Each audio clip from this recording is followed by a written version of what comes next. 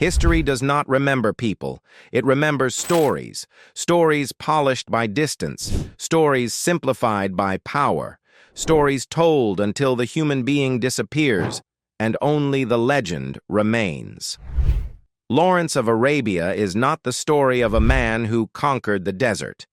It is the story of a man consumed by it. Released in 1962, this film arrived as a spectacle, sweeping landscapes, heroic music, and grand scale. But beneath that epic surface lies something far more dangerous. This is not a celebration of empire. It is an autopsy of myth-making.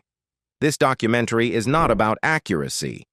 It is about why legends are created and what they destroy. Because Lawrence of Arabia asks a question most historical epics avoid. What happens when a man believes his own legend? Fact 16. The film begins with death, not glory. Unlike traditional epics that open with triumph, Lawrence of Arabia begins with an ending. A motorcycle crash, a funeral, a body reduced to memory. This framing is intentional. The audience is told immediately, this story ends in loss. Everything that follows is filtered through inevitability. The film does not ask whether Lawrence will fall. It asks how the legend was constructed so convincingly that no one noticed the cost until it was too late. Fact 15. The desert is not a backdrop. It is a character. The desert in Lawrence of Arabia is not scenery. It is identity. Vast, indifferent, and overwhelming, it strips away social rules and replaces them with something primal. The film repeatedly frames Lawrence as small within the landscape, suggesting that his transformation is not driven by ideology but by environment. The desert does not reward ambition. It tests endurance, it magnifies ego, and it punishes illusion. Lawrence does not master the desert. He is reshaped by it. Fact 14. Lawrence is introduced as a man without a place from the beginning. Lawrence is portrayed as a man who does not belong. He is too unconventional for the British military, too romantic for bureaucracy, too restless for order. This lack of belonging makes him vulnerable to myth. The film suggests that people who do not fit existing structures are most susceptible to becoming symbols. Lawrence's alienation becomes the fuel for his transformation. The legend offers him something reality never did: purpose. Fact 13. The myth is born through performance. One of the film's most subtle insights is that Lawrence's transformation is not accidental. It is performative. Clothing changes, language shifts, gestures become deliberate. Lawrence begins to act as the version of himself others expect. The film shows how identity becomes shaped by audience response. Applause, admiration, and fear reinforce the persona. Over time, the performance replaces the self. The myth does not arrive suddenly. It is rehearsed into existence. The legend takes its first breath by the end of part 1. Something crucial has happened. The man still exists, but the legend has begun to breathe, and legends are hungry things. In part 2, we move deeper. We'll explore how power uses heroes, how empire manufactures symbols, and how Lawrence becomes useful before he becomes dangerous, because in Lawrence of Arabia, myth is not created by truth. It is created by need. By now, the legend has a shape, not because Lawrence asked for it, but because power needed it. Empires do not move without stories. They move faster when those stories wear human faces. And Lawrence becomes exactly that. Fact 12. Empire does not create heroes. It selects them. The film quietly dismantles the idea that Lawrence's rise is purely personal. His uniqueness is noticed, yes, but it is exploited. The British command recognizes that Lawrence can do something they cannot: move between cultures, inspire loyalty, and appear authentic. Empire does not care about his inner conflict. It cares about results. The hero is not born. He is chosen because he is useful. The film suggests that empires don't invent myths from nothing. They harvest people already vulnerable to becoming symbols. Fact 11. Lawrence is granted power without ownership. As Lawrence's influence grows, so does his authority, but only superficially. He can promise freedom, he can negotiate alliances, he can lead raids, but he does not control outcomes. Real power remains elsewhere, in rooms far from the desert. This creates a dangerous illusion. Lawrence feels autonomous while being strategically constrained. The film shows how empire gives the appearance of agency to its heroes while reserving decision-making for itself. Lawrence is empowered just enough to be effective, and no more. Fact 10. The Arab Revolt is framed as both genuine and manipulated. One of the film's most complex achievements is its refusal to reduce the Arab Revolt to either noble uprising or cynical tool. It is both. The desire for freedom is real. So is the manipulation. Lawrence stands between these truths, believing he can reconcile them. The film exposes the tragedy of this belief. When liberation becomes strategically useful, it is redefined. Promises become flexible. Independence becomes negotiable. The film suggests that empire does not destroy revolutions outright. It redirects them. Fact 9. Myth begins to replace moral clarity. As Lawrence's legend grows, so does his detachment from consequence. Success amplifies belief. Belief amplifies risk. Lawrence begins to see himself not just as a participant, but as an instrument of destiny. The film does not celebrate this shift. It watches it with unease. Myth clouds judgment. Violence feels justified by scale. Individual suffering becomes abstract. The hero stops asking whether actions are right and starts asking whether they are worthy of the legend. The hero becomes a weapon. By the end of Part 2, the transformation is clear. Lawrence is no longer just a man in the desert. He is an idea. And ideas, once unleashed, are hard to control. In Part 3, we confront the cost. We'll explore how violence reshapes identity, how ego fractures morality, and how the legend begins to devour the man. Because in Lawrence of Arabia, the greatest danger is not defeat. It is belief without restraint. By now, the hero has become useful. He is admired. He is feared. He is believed. But belief has a cost. Because once a man begins to see himself as a symbol, his humanity becomes negotiable. This is where Lawrence of Arabia turns inward. And merciless. Input numbers. Fact 8, violence becomes proof of identity. At first, Lawrence treats violence as strategy, a necessary tool.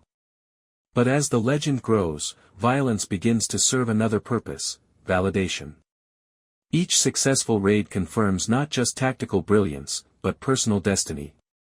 The film shows this shift carefully. Lawrence does not become violent because he enjoys killing.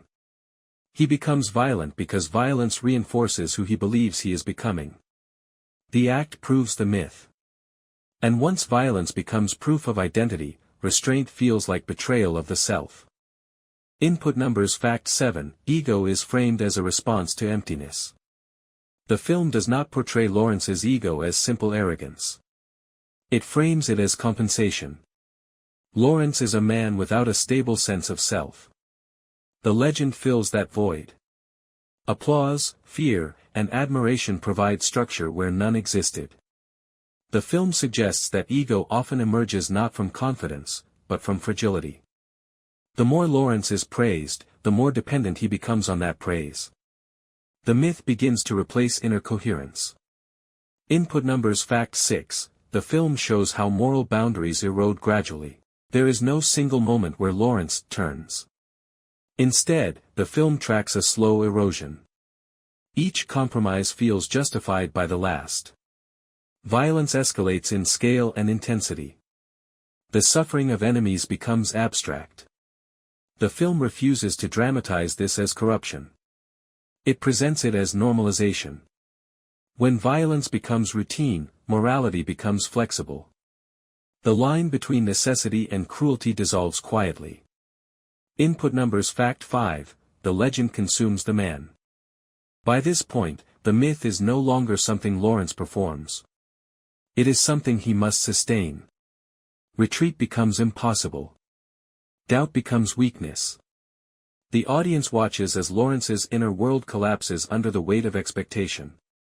The film suggests that legends are parasitic. They require constant reinforcement. And eventually, they hollow out the person at their center. Lawrence is still alive, but the man he was is gone. The myth turns inward.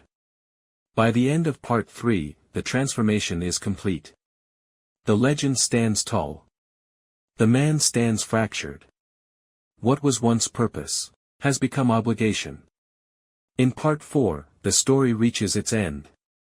We'll explore the collapse of the myth, the film's devastating ending, and why Lawrence of Arabia endures as a warning, not a celebration. Because legends do not die in battle. They die when reality returns. By now, the desert has taken everything it wanted. Not blood. Not territory. But certainty. The legend still exists. But the man inside it is gone. This is where the film delivers its final truth. Because Lawrence of Arabia is not about how legends are born. It is about how they fail. Input numbers. Fact 4, the film strips the hero of control at the moment he needs it most. As Lawrence's influence reaches its peak, his actual power collapses. Political decisions are made without him. Agreements are finalized behind closed doors. The fate of the Arab Revolt, the very cause that defined his identity, is negotiated as paperwork. The film reveals a brutal irony: Lawrence is most famous when he is least relevant. His legend is useful, but his voice is disposable. Empire no longer needs the man, only the symbol. This is where the myth fractures. Input numbers. Fact 3, the return to order feels more violent than war. When Lawrence is pulled back into bureaucracy, the contrast is devastating. Offices replace open horizons. Rules replace improvisation. The film frames civilization not as progress, but as suffocation. Lawrence does not reintegrate, he withers. The desert, for all its brutality, allowed clarity. The political world offers only compromise and betrayal. The film suggests that returning from myth to reality is not healing, it is traumatic. Input numbers. Fact 2, the legend survives, the man does not. By the film's end, Lawrence is remembered, discussed, and mythologized, but never understood. Others speak for him. Interpret him. Reduce him to anecdotes. The film makes a devastating claim: legends do not preserve people. They overwrite them. Lawrence's inner conflict, doubt, and suffering are erased in favor of narrative simplicity. The myth becomes clean. The man was anything but. Input numbers. Fact 1, Lawrence of Arabia is a warning about hero worship. At its core, this film is not an epic, it is a cautionary tale. It warns that hero worship demands sacrifice. And the hero is usually the first offering. It warns that empires love symbols more than people, that myths simplify truth until it becomes usable. That believing your own legend is the most dangerous mistake of all. The film does not ask us to admire Lawrence. It asks us to question why we needed him to be a legend at all. Why this film endures beyond spectacle. Lawrence of Arabia is remembered for its scale, its music, its imagery. But those elements are camouflage. Beneath them lies one of cinema's most brutal examinations of identity. This is not a film about conquering the desert. It is a film about losing the self to expectation. That is why it still resonates. Because myths are still being made. What becomes clear with time. Clapperboard bonus. Fact 1. The film grows more tragic with age, not more heroic. Clapperboard bonus. Fact 2. Scenes once read as triumphant feel hollow on rewatch. Clapperboard bonus. Fact 3. Lawrence's confidence feels increasingly performative. Clapperboard bonus. Fact 4. The desert feels more honest than civilization. Lawrence of Arabia does not ask us to celebrate history. It asks us to distrust it. It shows us how stories erase complexity. How power rewards usefulness, not truth. And how men are destroyed when they become symbols. The desert did not break Lawrence. The myth did. If this film left you unsettled, it's because it was never meant to comfort you. And if you're drawn to cinema that questions power, identity, and history, this channel is for you.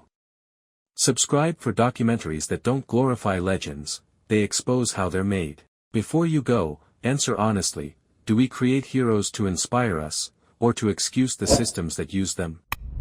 Backhand index pointing down. Leave your thoughts in the comments.